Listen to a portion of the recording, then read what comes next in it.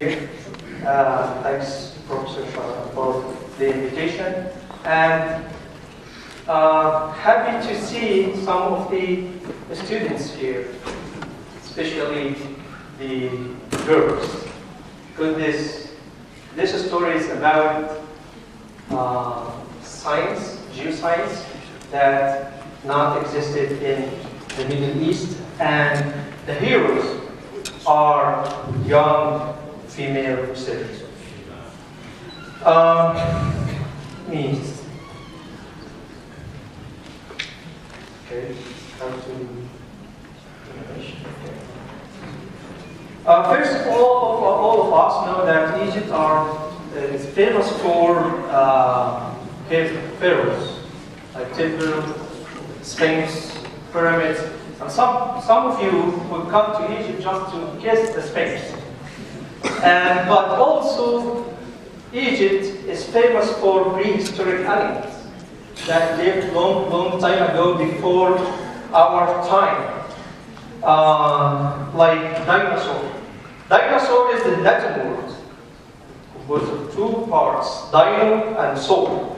Dino means horrible or terrible, and saur means lizard. So it's a terrible lizard. And dinosaur belong to a huge clade or group that have crocodile, pterosaur, and also dinosaurs now living today, which is birds. So if you go home, ask for dinosaur on dinner, you are scientifically correct. Dinosaurs lived long time ago, long time period. They lived from the entire Mesozoic era and went extinct 66 million years ago.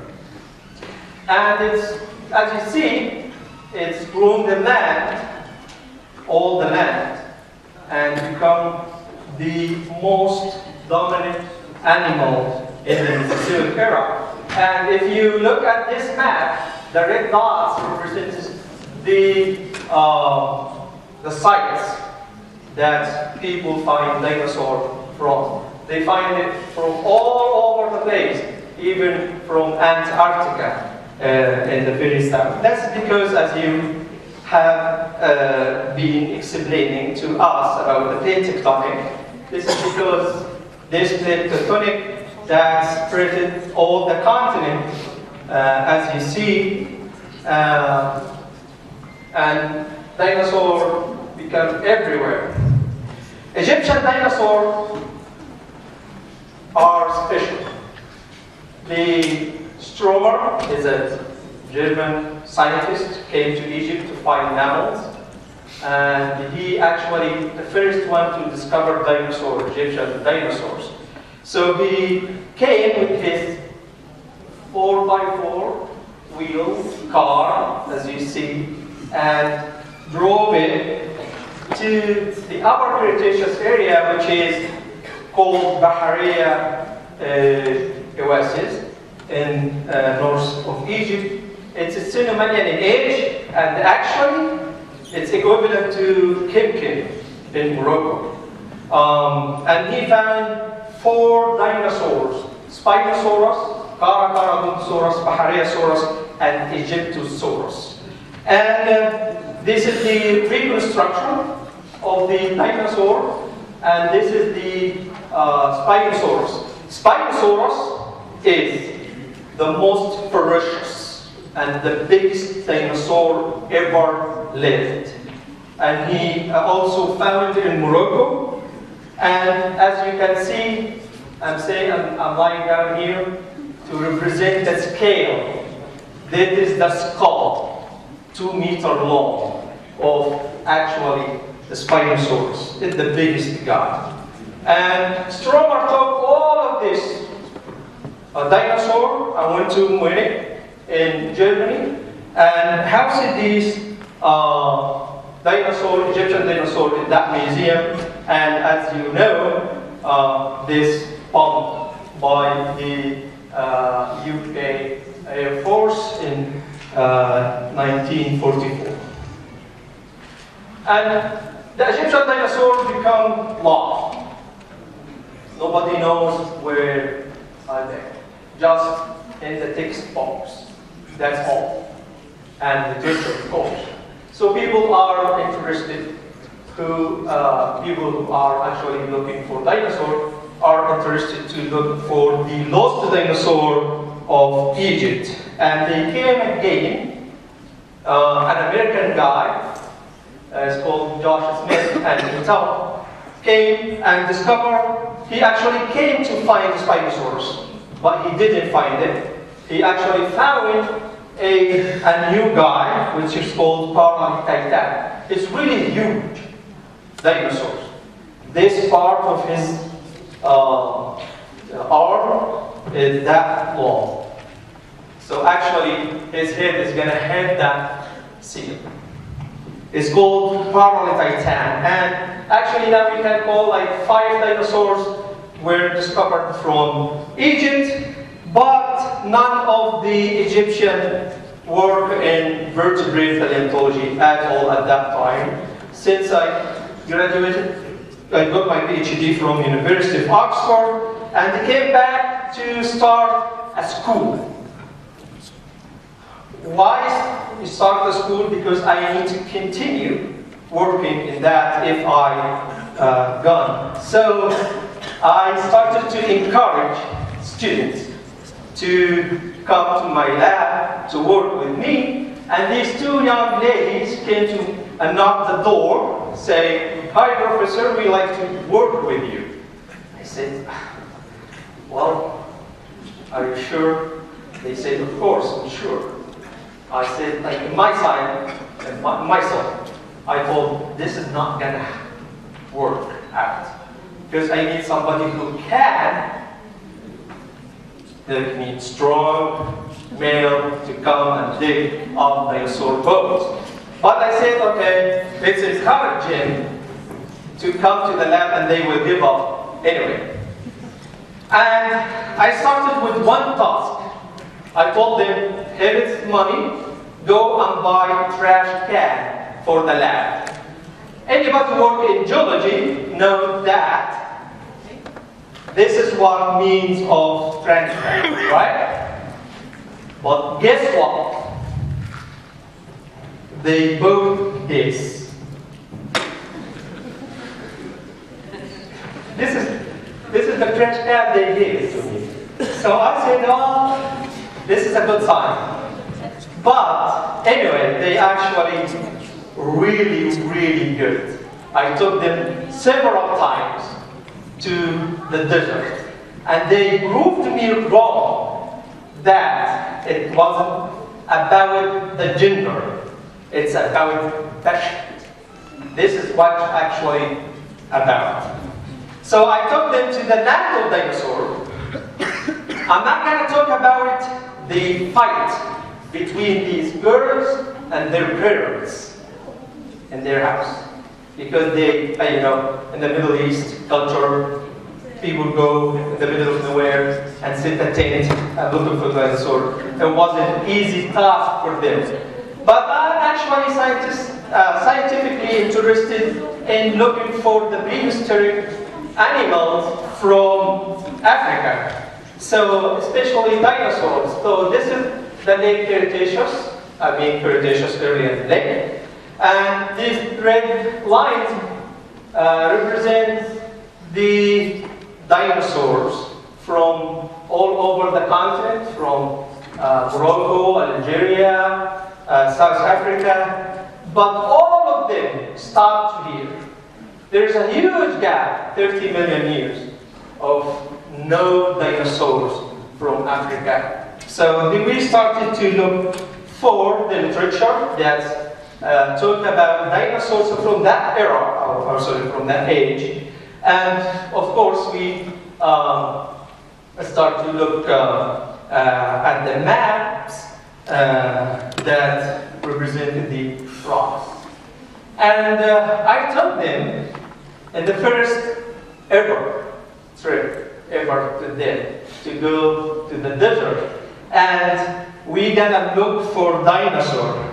So we drove, this is Mansoura, which I'm from, right here.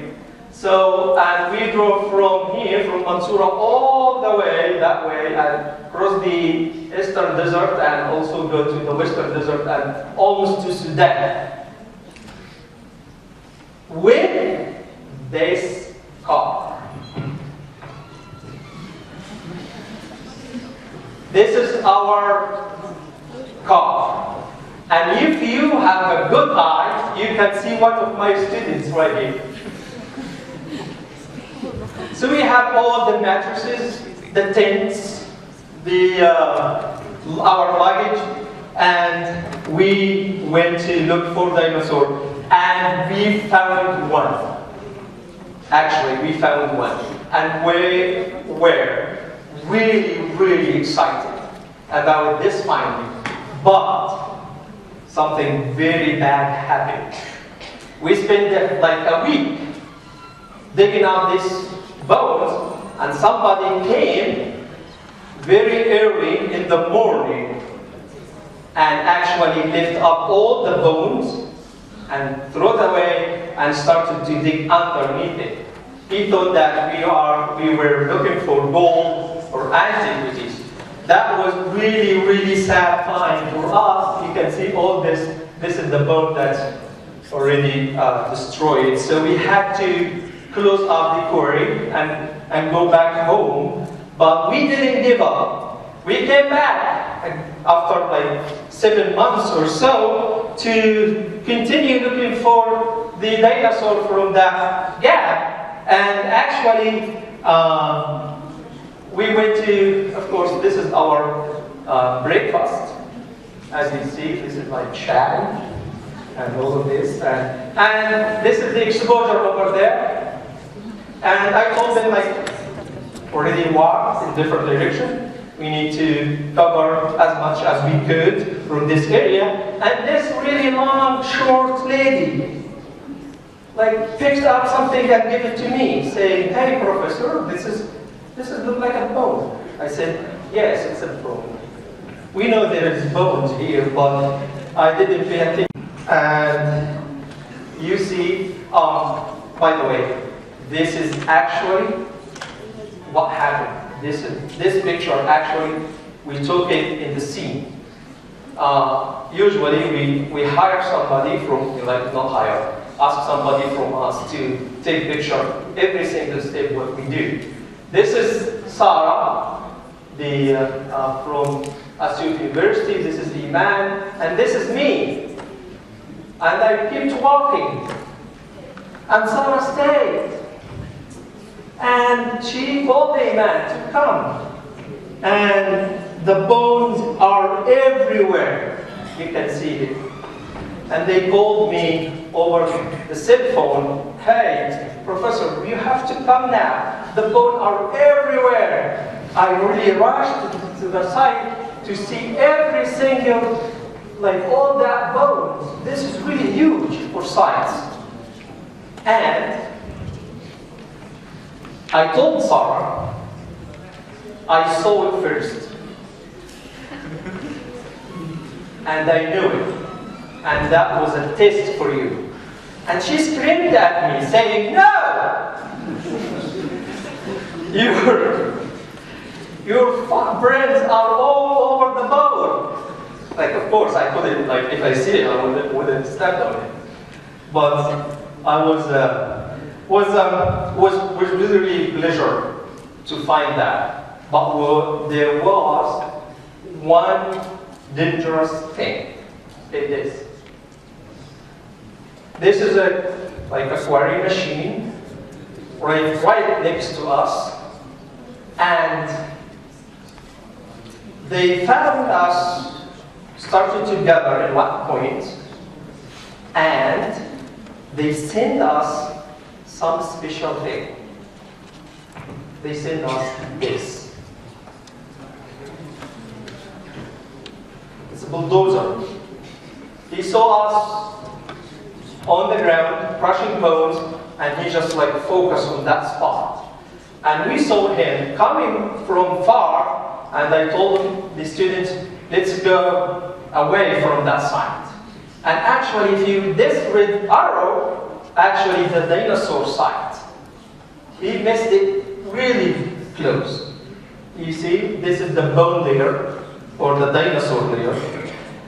But we decided not to leave the site. We're gonna stay and put our tent and make a small camp, because we're not gonna repeat what happened in the past if we go to the hotel and stay in the hotel. So, right in the morning, exercise. Well, this is not true. Just like this is for Facebook pictures.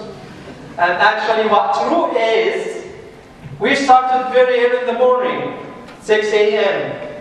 We actually prepared every single tool from, and this is the special glue, glue, resin.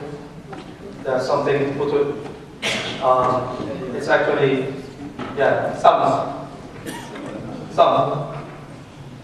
This is really very important for people who work on bones, because we put that glue in the bone, and actually the alcohol in the glue will fly away, and the bone become really, really hard. And we encircle the bone that's sticking out from the ground, and this is our friend. You see, that's how close it was. And we started to see the bone everywhere, as you see, and we started to work very carefully. But the bone are from the late Cretaceous, which we call it in Egypt, Kusel, variegated shale, means in mud or shale. And as a geologist, cracks are everywhere in shale. So actually affected the bone. But we, in the second day, we found this really nice piece. Anybody guess? Perfect. This is the mandibular, and this is the tooth socket. And all what we do is brushing dust and then cover it in the evening and take the cover off in the morning. That because we were really afraid that sandstorm might hit us in the middle of night. So we started to put glue, and after like 2 weeks, we found this, like a partial skeleton of the dinosaur. And these ladies, I remember that day, I took my camera and I told them, hey, young ladies, look at me. This picture is gonna be tomorrow is gonna be in nature or science. This is really, really something special. And in the day before we publish it, I put a Facebook post saying, remember when I told you tomorrow you're gonna be famous? Tomorrow is tomorrow. And we started to put the grid. I don't know what this picture for. Oh, yes. This picture, I had to take the grid, so I had to go up high to take a picture of the whole site, to draw the map, because we know that the journal will ask us to produce or provide a query map. So to take the bone out from the ground is just not a simple task. You just take it that way. No, you have to cover it. To cover it with plaster. Plaster, gyps. You have to cover it, the whole scene, and dig it carefully and take it away. When we cover it with gyps or plaster, we call it jacket, like the one I wear. So it has to be very, very quick process, because gypsum was hardened very fast. So all of us work very hardly to plaster all of this. And after we put the layer on top of the bone, actually we have to dig underneath it and flip it and put another layer from that to make it really sealed, as you know here. And of course, before we put the plaster or gyps, we have to put some kind of separation, which means toilet paper, newspaper, anything like this. And also, our tent wasn't for sleep, it's just for all purpose, for education, for cooking, for discussing new idea. Every single day, at the night, we have to catalog or write down every single thing happened during the day. Even now, if you see, they are really, really tired. But also, we are knowing, at that moment, we're writing the signs. So we had to go up at the top of the hill to see some kind of internet connection to download paper to read during the day. And then we are continue working that. It was really, really hot. Really hot. And some people get really sick, and some people get, of course, injured. And the main thing that I have no army. They are my army. So we have to wake up the pharaohs every day, you know that. And one day, sandstorm hit us for half an hour. Well, it was really chaos. We have to run everywhere. The main thing that we need to save is our guy, our dinosaur. Nobody cares about the luggage that's being thrown away or something, so we managed to cover the dinosaur. But it took us half a day. You see, this is the scene after the sandstorm come down, and it took us actually half a day to get the sand off from the aquarium. And this is our tent, as you know. I'm sure you are familiar with this. And that time also, it rained. I don't know how. So thunderstorm, sun, and actually rained. So after it rained, so we had to take all of the jacket and put it inside the tent. And this is our tent from inside after the rain.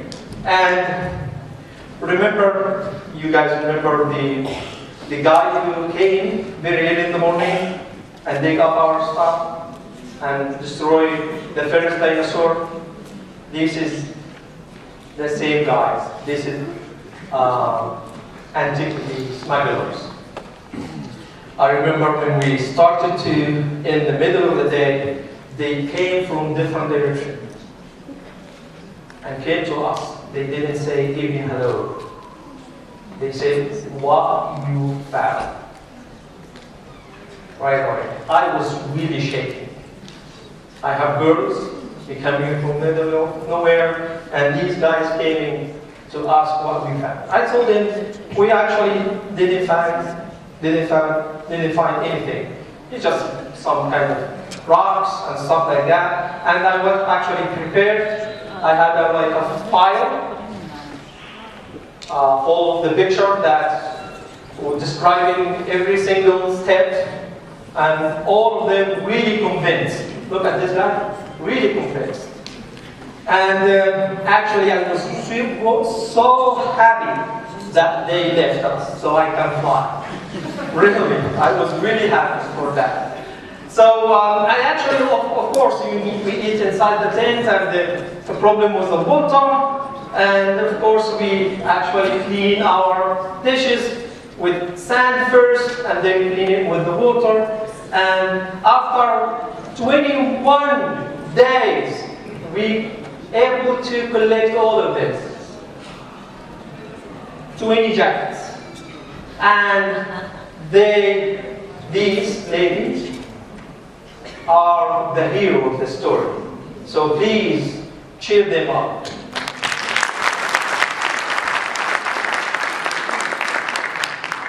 they are the first female from the Middle East to dig up dinosaurs. Mansoura, and drove back to Mansoura, and of course take them to the second floor where is my lab. And of course, next day I went to the hospital of the university to do CT scan for these jackets. If you put the jackets inside the X-ray machine, you can see what actually inside the jacket before you actually open it. So I talked to the head of the radiology department to allow us to use the machine, and she was very, very nice. She actually sent this guy to help us put the jacket on the patient bed. And he actually, in the middle of helping us put the jacket on the top of the bed here, he actually all of a sudden stopped, take one step back and say, "What is this?" I told him, "It's a dinosaur." And he said, "Is he sick?" I don't know. He's actually dead 70 million years ago. And we actually put it in the machine, and we were able to see what inside the jacket itself.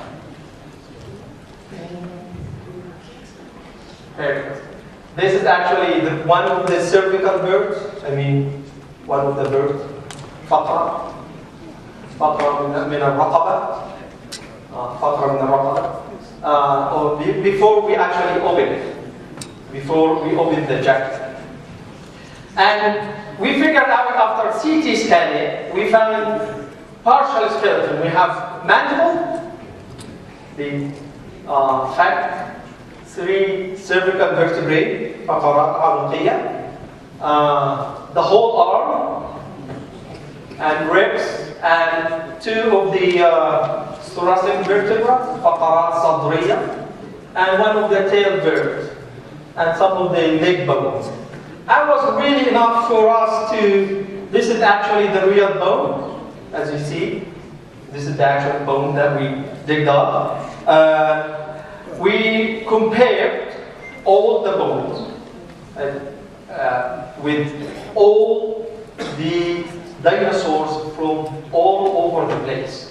We went to North America, Asia, Europe, and even into Madagascar, and just compared what we have with what we know. And we figured out that this dinosaur actually very close to the dinosaurs from Europe. So we came up with the idea that, and also of course, this dinosaur, nobody knows about anything about it. So it's a new genus, a new species. And the time came to me to name it. I named it after my home university, Mansourasaurus. Mansourasaurus means dinosaur al-Mansoura. And of course, anybody who work in paleontology know that you have to have some kind of species name, genus and species, right? So I named it after my wife, Shaheen, which my wife named it Mona Shaheen. So it's Mansourasaurus-A. So I now guarantee the work and guarantee my home. So, make balance. Be smart, So this is our guide. We published in Nature, Ecology and Evolution. It's really 10 meters long, right here. And we found it from here, and this is the quarry map that Nature asked us about. And now we filled some kind of the gap in the late Cretaceous by terrestrial animals, and we came up with the idea that there were, because our dinosaur very similar to the dinosaur from France, it's actually dispersal between Africa and Europe. So we published our results in Nature, Ecology and Evolution. New Egyptian sauropod revealed late Cretaceous dinosaur dispersal between Europe and Africa. And it was really, really nice to have this because it has Mansourasaurus were everywhere. In BBC, CNN, Reuters, and National Geographic. Everybody talk about it, and the Mansourasaurus came to the light because of these guys. And actually, of course, in Egypt, they actually, say are good. Anyway, our work was just started, and I'm really happy to share this story with you guys and ready for questions.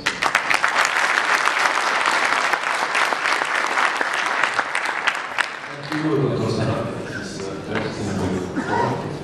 One question.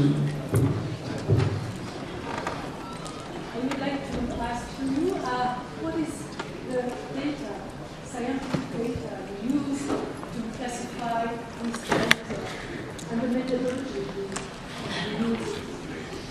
The scientific data that we used, we took the measurements of the bone and pictures and traveled all over the place and compare it with all dinosaurs from the same family.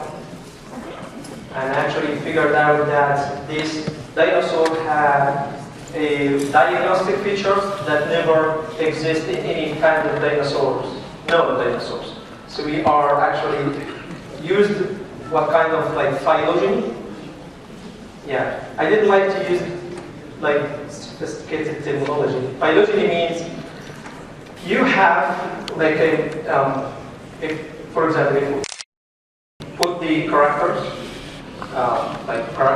that's saying how many like holes in the skull or whatever, and put that in a logarithmic table, means like Mansourasaurus 0, 1, 0, 2, like this, and put all of this data inside the computer and leave it for like a month or so, and the computer will give you a tree, which one is more closer to which, and then you become like where the new dinosaur position in that tree.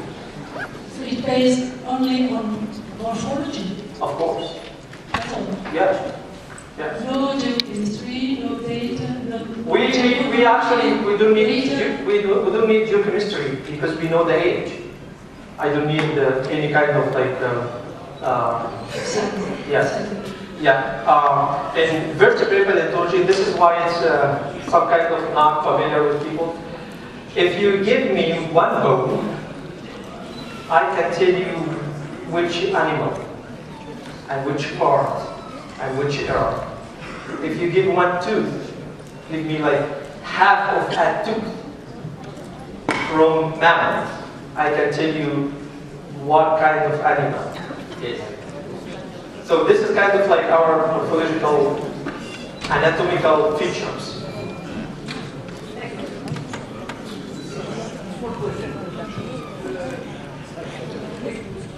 Sorry, one question, quick question. You didn't explain well, how did you find the site? So you have only Egypt, so how did you choose to go there? Yes. How did we choose to go in that site? We based on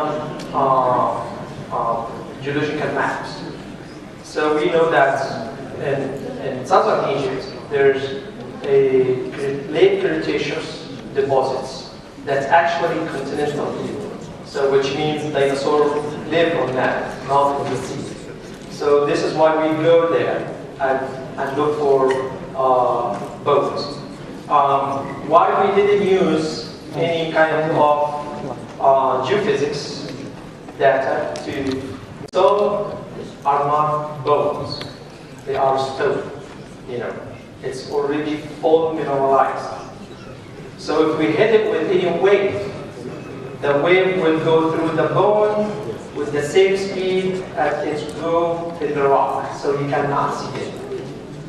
So we have, based on walking and see if the bone is sticking out, we start to crushing the site. Yeah, it's not easy. It's not easy. But this is what people all over the place do. Just let me ask you a question. There is a commission plan. This funny thing is not a mineral processing plant you've shown before. No. What? There were, you show something when you are showing The bones, there were a plant for mineral processing plant.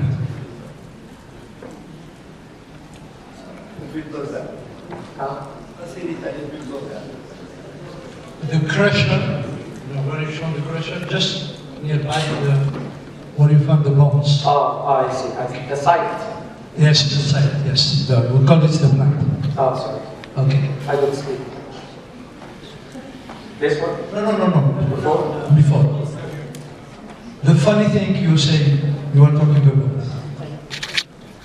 Before that. the big machine for carrying. The body, yes.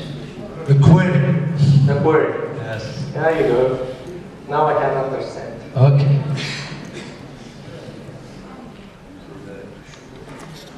Here you go, yes?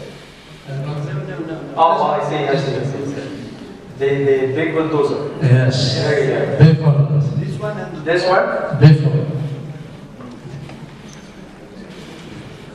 Before that. Yes, that's it. How can you say there is no man? It's no man's land. Okay? There is a plant for mineral processing. Do they know that there are bones over there? Yes. These guys came over after we asked them to camp next to them.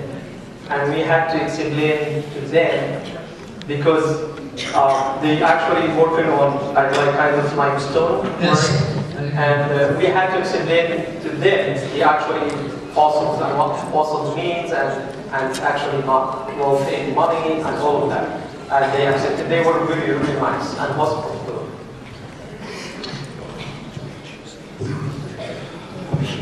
Voilà, donc on remercie donc